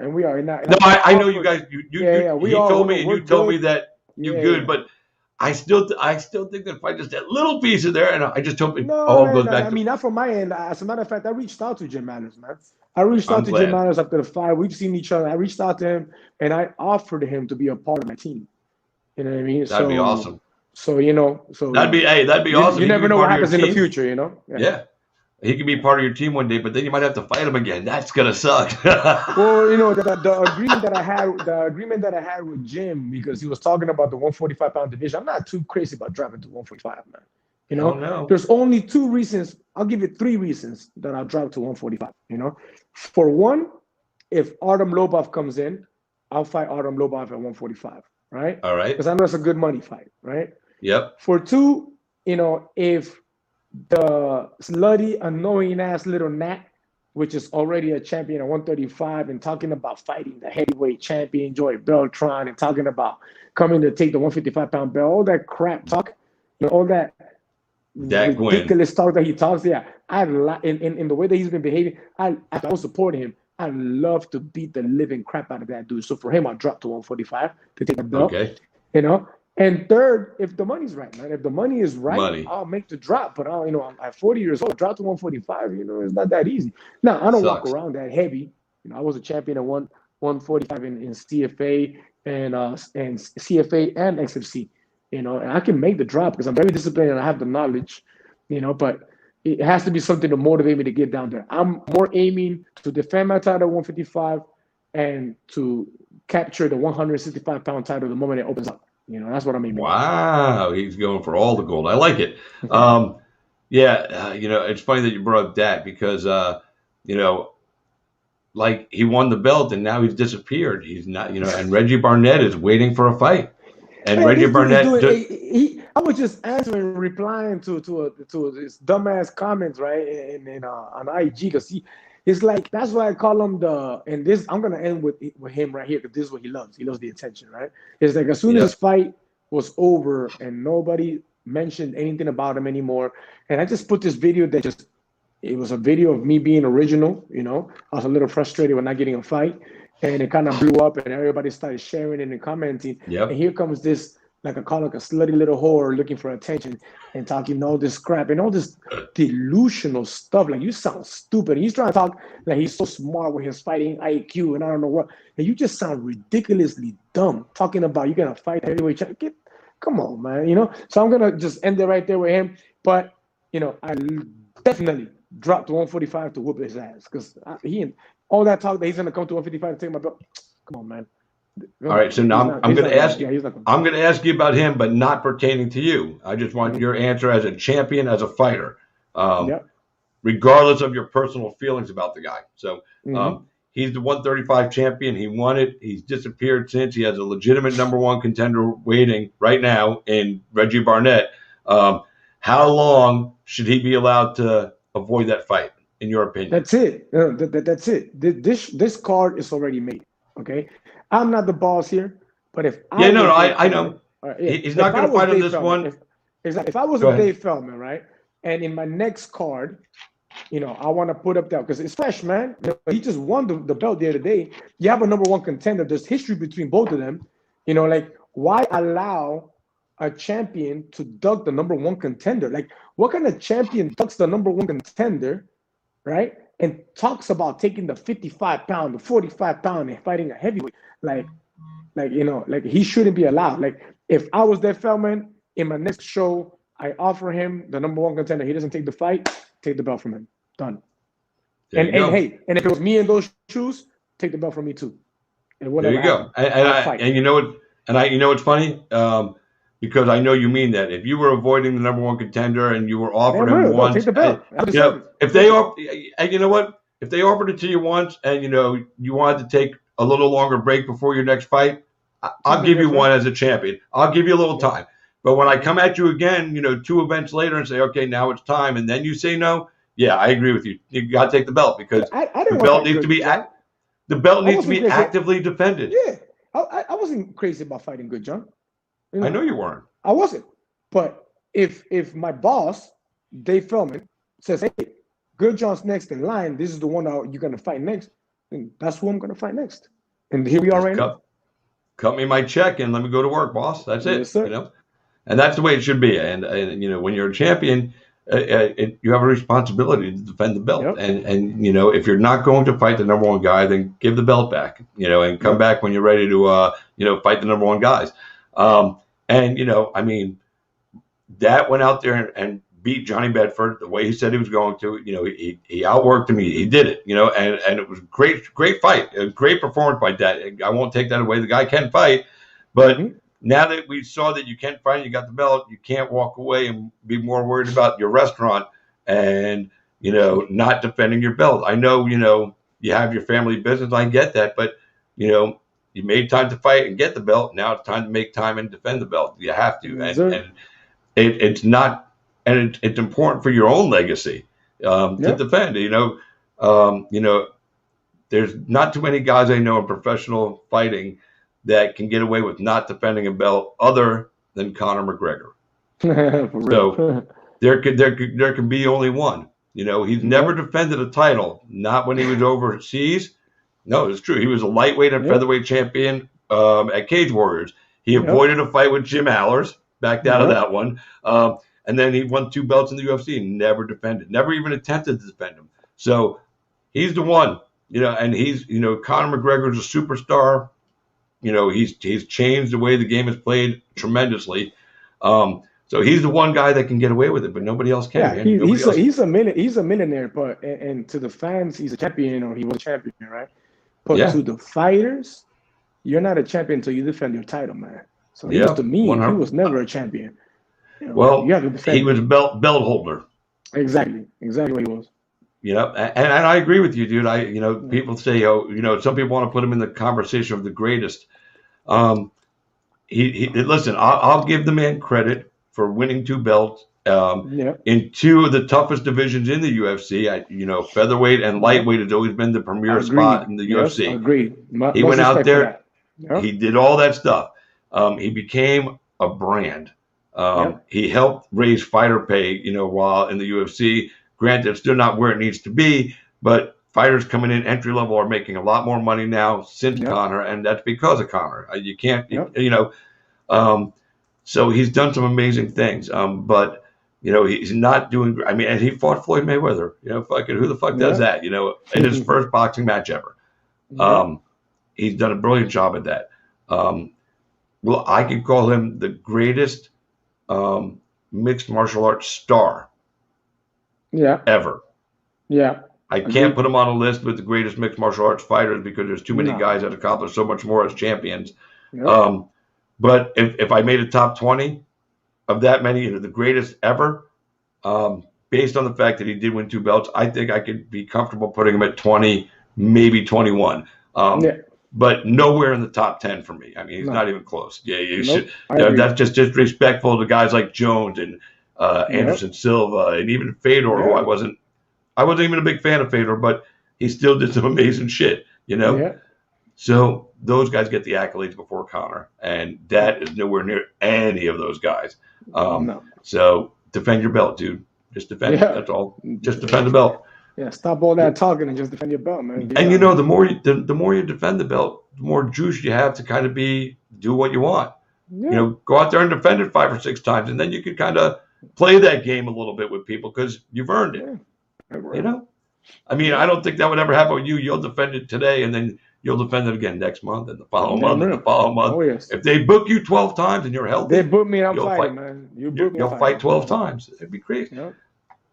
Crazy. So, I'm excited about this fight for you. Like I said, I've heard a couple of people, like you said, that say Good John looks good in training, which is good because he should. Yeah. He has to come out there and put on a show, and I think he understands that based on his last performance in the United States, not just inside the ring, but outside, doing all the extracurricular goofy stuff and everything. If he comes in there and it behaves like that again, he'll probably never get another BKFC fight again. Because they put a lot of money into bringing him and Mark Godbeer over from England and really promoting the shit out of them. Yep. And they didn't get anything on their return of their investment. And it's a business. I mean, you have to do your part. It's a partnership. Dave runs the show, but like you said, he's the boss. Well, he's the boss, but he's your partner. Because he needs you. And he needs all you guys just as much as all you need him. I mean, it's a partnership. So, but I think Dave gets that more so than some other promoters. So I think now that he knows that you really need to fight 3 or 4 times a year, I think he's going to make it happen for you. Screw it, dude. I mean, what's wrong with having 4 championship fights in a year for a guy, especially if he wins them all, dude? I solved the problem, man. I'm targeting the 165-pound division. I can defend both titles simultaneously with no problem. Man, keep me active. Yeah, I mean that would be fun. At the age of 40, people talk about your age and the internet trolls, man. The internet trolls like, oh, this old man and this is a young man sport. Like, look, man, I'm an old man, right? I'm 40 years old, right? Like those things don't bother me, bro. I literally laugh. Like it's really funny to me. You know what I mean? Because everybody ages different. Everybody feels different at a certain age, man. Yep. The only thing working against me right now is the fact that I'm not active enough. That's the only enemy I have. Because physically and mentally, I feel better than I've ever had, man. I'm good to go. And I think I can do this for another 2 or 3 years, like strong, But I gotta be active to be able to do it. I can't half-ass this job, man. I gotta do it. No, you have to be able to maintain that where you're fighting on a schedule of 3 to 4 times a year, because then you're basically at that point you're pretty much in camp all year long, and that work for you is what keeps you fresh enough to go. I totally understand. It's like being in rhythm. You got to be in that rhythm, Exactly. And like a basketball guy when he has a night where he's shooting 60 points, and he's hitting 23s, it's because he gets a rhythm. And boom, boom, boom. And the worst thing for that rhythm is halftime. Yep. Shit. He cools off a little bit, and that's what it is. So I get it, dude. So, yo, hashtag it out. Let Luis fight. Let Luis fight 5 times a year. 5 times a year. Let's get this guy some fights, man. I'm open, man. Open for business, man. So what do you think of some of the stuff going on with BKFC now? They got two events coming up, your event, and then they got the following event in July. They've signed some more females. It seems like this is going to be the female division looking deep. It sounds like they're going to there's going to be the summer of the female in BKFC. They're going to put on a lot of female fights this summer, and it's good, man. The people like the lady fights, man. People will go, oh, girls shouldn't fight. Fuck that. Anybody who wants to fight should fight. Period. Man, some of these ladies fight harder than the dudes, man. Most of the women train harder than the dudes. Some of these ladies go in there and they put in more of a fight, more of a dog fight than some of the guys. So yeah, man, it's exciting to watch, man. Yeah. All right, here's a comment from Scott Burt from the Police Gazette, Corporation. Scott Burt, man, what's up, my brother? He said that you are the Police Gazette World Diamond Belt holder, and he can't wait to see you in a couple of weeks. You are a champion both in and out of the ring for sure, and he feels lucky to know you. Yep. A lot of us feel the same way about him, I'm very Scott. honored to hold this piece of history behind me, man. I'm very, very honored, man. And I was really stoked about going out there to the event for the, they were going to present me with being a part of the Hall of Fame. Right. And they added my name to the trophy and all this, man. And it really sucks that I missed it because like I said, man, we still haven't finalized this contract, and we don't know where we are, and I didn't have the fight yet, So I had too many things going on, and no security yet of what to do with what. But no, definitely it's a huge honor to be able to hold the Police Gazette diamond belt, simultaneously with the bare knuckle FC. It's like, it's like the past and the present, man, and it's just an honor to be able to do both, man. You know. Yeah, no, and I'm sure, like his words that he wrote were true. I mean, having you represent that belt is a good thing. Now we just need to get you out there fighting that belt up a couple of times. You know what I'm saying? Yes. So, and let me just be clear too. When you fight Good John, both belts are on the line. Is that correct?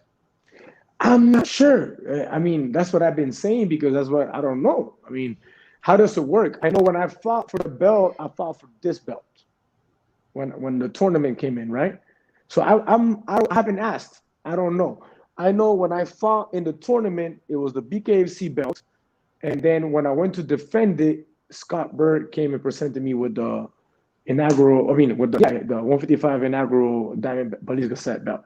So I'm not sure if now I go and defend my belt, if it's a simultaneously thing where I defend both, or if I'm just defending this. I really don't know. I mean, that's a good question. Yeah, because for me, if you lose both belts. I mean, it doesn't make any sense. Well, you can keep this one and not this one.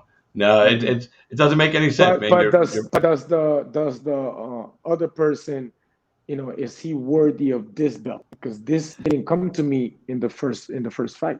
All right, so let me ask you a question. That's where I'm like, I don't know. But I don't Luis, know how to answer that question.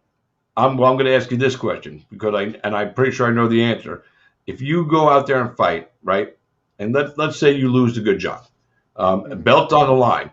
If they say only the BKFC belt is on the line, you lose. Do you really feel you're the champion anymore? Like at that point, No. You know what I'm saying? Look, and if it comes, I'm a very realistic person. If it comes right to a part where I lose, right? If that was to happen, then I've lost this belt to the fight, and I lost this belt to the organization. Well, here's the answer.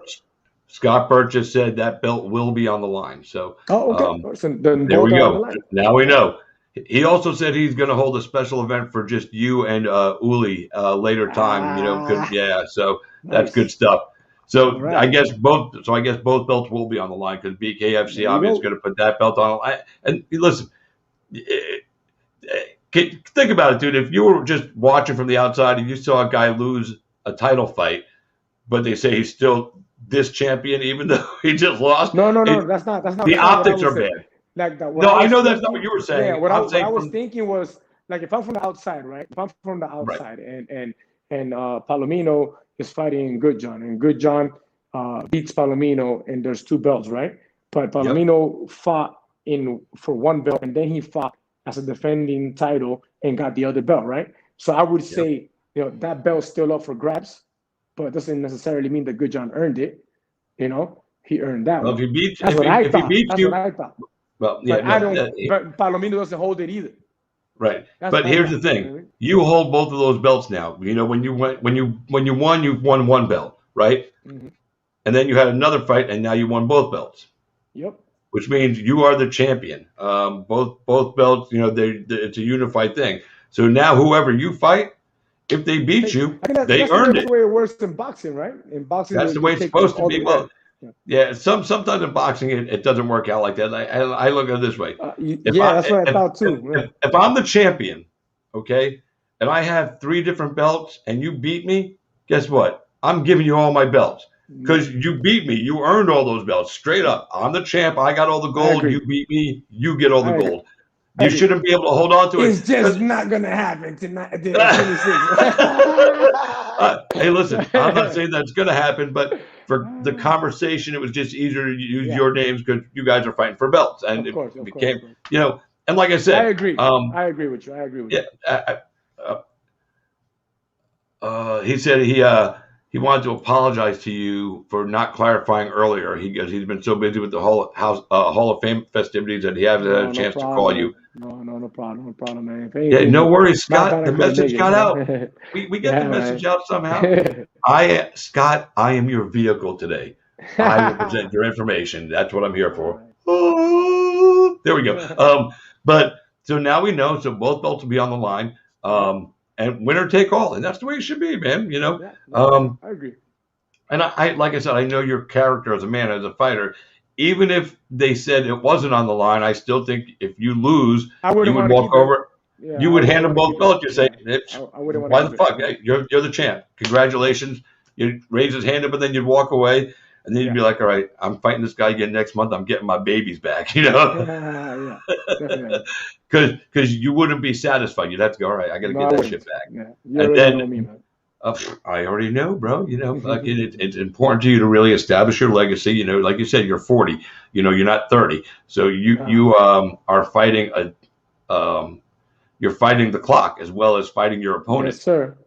So but your fight IQ and what you've accomplished, what you know how to do, should take you to exactly where you want to be. And I have no doubt that you'll achieve everything in BKFC that you want to achieve before you leave. Although I still have a feeling you'll be like 50 and we'll still see you fight. And you'll still fight and you'll still be young enough to do it, dude. Some people, some athletes. I'm aiming at 43. If there's a number, I'm aiming at 43. The only way you see me fighting past 43 is if I'm undefeated at 43 and the money is just like, ooh, only way.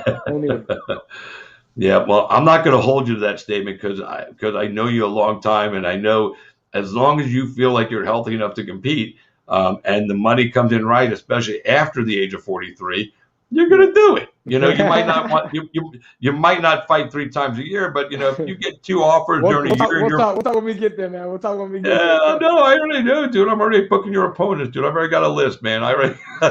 We're gonna make it fucking. You're gonna get certain guys at certain times, and you're gonna get all the money, dude. We'll tell everybody later. But anyway, I'm gonna let you jump. I know you had a long day today, and I appreciate you taking the time. I'm excited you finally got a fight. I know that regardless of what Good John does or doesn't do, we're going to get a show from Luis Palomino, and so because that's what you do. By the way, before we do let you go, Scott just said there are only 15 names on the 140-year-old Police Gazette Trophy, and Luis's name is one of them. That's good to know, and it's funny that he told me that, but I already knew before that there was only 14. So because he told me he told me the number a while back, and I remembered what he said. So I listen, Scott. I pay attention. That's cool. I got you, bro. But anyway, Luis, before we do let you go, if you want to give shout out and love to any of your family, your peeps, your teammates, your coaches, your sponsors, take it away, boss. Yes, man. First of all, thank you once again, man, because it's always a pleasure, share my thoughts with you and promote this next fight, June 26th, Hard Rock Casino. Guys don't want to miss this. And if you're looking for tickets, hit me up at Luis Baboon. IG is mostly what I use. Big. And if you can't be at the show, what do they do? If you can't be at the show, go to my IG, go to my bio, and copy that link. Download the BKTV app, and just catch it from your home, man. It's very simple and cheap. Very affordable. Big thanks, man, to my girlfriend. Also, we run this business, Banners Life Bento, meal prep company. That's what keeps me like that. Yeah. Mr. APAC, they call me. Yeah, it's APAC, brother. But yeah, man, big thanks to Florida Yachts International is my biggest sponsor. Fusion CBD, they keep me hydrated and they keep me with the right supplements every single day, which is the #1 sponsor for BKFC as well. And everybody else, man, Banal Marine, Divino Ceviche, the workout spot, the famous, the world's famous Fish Street Gym, Virtuous Boxing, Virtuous Boxing, Tigers Foundation, 1-800-INJURED, Zativa, keep the IVs coming nice and clean, and just thanks to everybody that's a help in this camp, because sponsors make it easier, man. Sponsors make everything a lot easier and smoother. They allow me to be able to focus more on my job, on the task at hand. I can take off a little bit from the day-to-day life and focus 100%, which this is not, like I said before, man, this is not a job that I'm willing to half-ass. I don't half-ass. I'm a professional. I present myself like a professional. I train like a professional. I eat like a professional. I rest like a professional, and I perform like a professional. And to do that, you have to have a strong team behind you, man. And when my trainers, Tigre, Eric Castaños, Dino Spencer, and Amner Pereira, I have the dream team, man. And that's why we will be defending both these titles. We will be keeping them here in Miami. And it's going to be a show because I'm going to break something on this dude, and you do not want to miss that, man. I will not be satisfied if I don't break something on him, whether it's a tooth, a jaw, orbital bone, whatever it is. I will not be satisfied. I mean, I'll be happy I won, but I would not be satisfied unless I break something. I fucking love it, dude. I fucking love it. While you were talking about all this stuff, and I'm listening to everything you're saying, I don't know why I never asked you this before. I'm going to ask you this anyway because two of your most incredible fights took place against Justin Gaethje when you guys were at WSOF. And those were with MMA gloves, and you guys beat the shit out of each other both times. It was fucking crazy. Would that be a fight you would welcome in BKFC? Man, would it be, man? Come on, man. I gotta ask, dude. I gotta ask. I fought Gaethje, and till today, on Facebook and stuff, or it'll just pop up and be like, possibly the greatest fight you've never seen outside of the UFC, right? It was, man, look, my contract got doubled. We broke the NBC ratings records. It wasn't just me, it was him and I. It was both of us. Right. And, that's why I said both we did it the same time. And I went into a tournament and to fight 3 times in one night just to fight him again. Will I fight him again in bare knuckle? Damn right. Can he beat me in bare knuckle? Hell no. Look, the advantage that he had in MMA, because I don't care what people want to say. You have the trolls and the trolls. Oh, Gaethje did this. That loves using this. Oh, Gaethje did this, Gaethje. First of all, that was 2016, right? All right? Second of all, this is a complete different animal, and all I've been doing is boxing. I don't have, look, there's a big difference, and you see it in UFC, ONE FC, the biggest shows. Yeah. You see the strikers are a little tentative with their striking when it comes to somebody that has a wrestling background. It kind of takes away some of your confidence, and you can see in the fights. He took me down a couple of times, so that it doesn't let you open up as a striker. In bare knuckle, buddy, there is no takedowns, worries. There's no kicking. There's no grappling. It's just pure boxing without gloves, man. But there is clinch work. There is clinch work. You can work in the clinch. All go with the clinch. One-handed clinch. Yep. I love that. I love that. The fact that somebody's not gonna go under my legs. Yep. You know what I mean? I can sit on my punches. I can combine better. I can move better. And I wasn't today. I'm a boxer. Compared to back then, I was a brawler.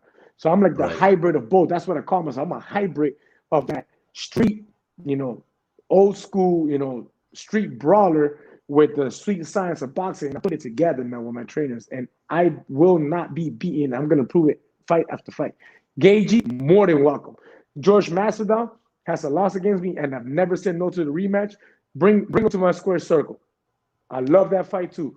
Masvidal, Gaethje, they all can get it. Anybody can get it, man. Well, I know anybody can get it, but I just I go, man, I don't know why I never asked him that before. I said, I'm going to ask him that right the fuck now, man, because, I would love to see that, and I'd also love to see Mike Perry come to bare knuckle, because I think he would be a good one. Because I think this is a sport that is built for him. He wouldn't have to worry about the takedown and all that stuff, and he could just go out there and throw hands, and that's what he likes to do. Yep. I believe so too. Yep. Yeah, so maybe we'll see him there one day. I would pay money to watch. Fucking that'd be so awesome. And the hype he would bring, fuck yeah, come on, bring him over.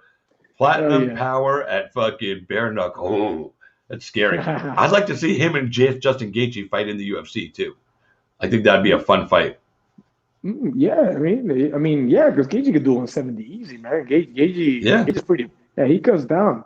I seen him after we fought. He was in the 190s. Yeah, they're the same size, him and Mike. I mean, I think he's actually a half an inch taller. And I'll say it right here. Mike comes to bare knuckle. I'm more than open for a super fight. We meet in the middle. I'll meet him in the middle. Well, maybe that'll happen too. Who knows, man? I know they can't talk about it because those guys have contracts, but we can like fantasize about cool fights all day, so we're allowed. Yep. But anyway, with that being said, brother man, enjoy the rest of your night, man. God bless you, and I'm sure I will see you down at the weigh-ins and all that stuff before your fight. Sir. So stay safe, stay blessed, man. Keep all that gold shined up. I gotta wear sunglasses next time. My eyes are hurting with all the shine back there, dude. And keep doing what you do, man, and showing people that 40 is just the beginning. It's nowhere near the end.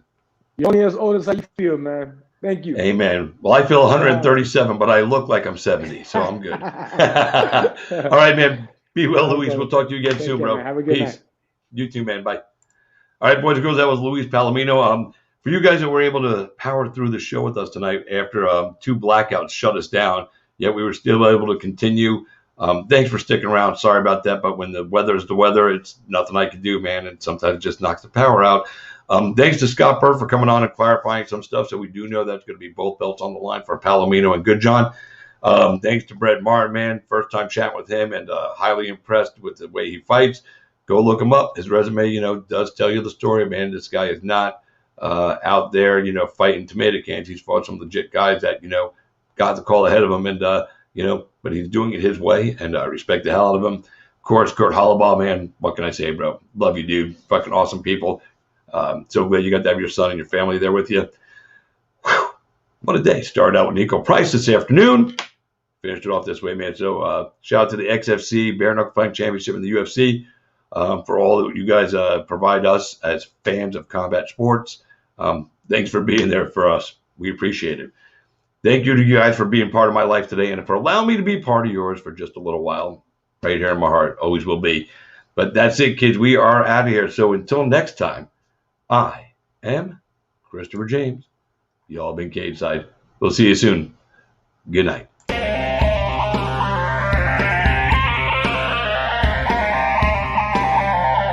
What happens if you lose, Nick? Who the hell's Aquaman?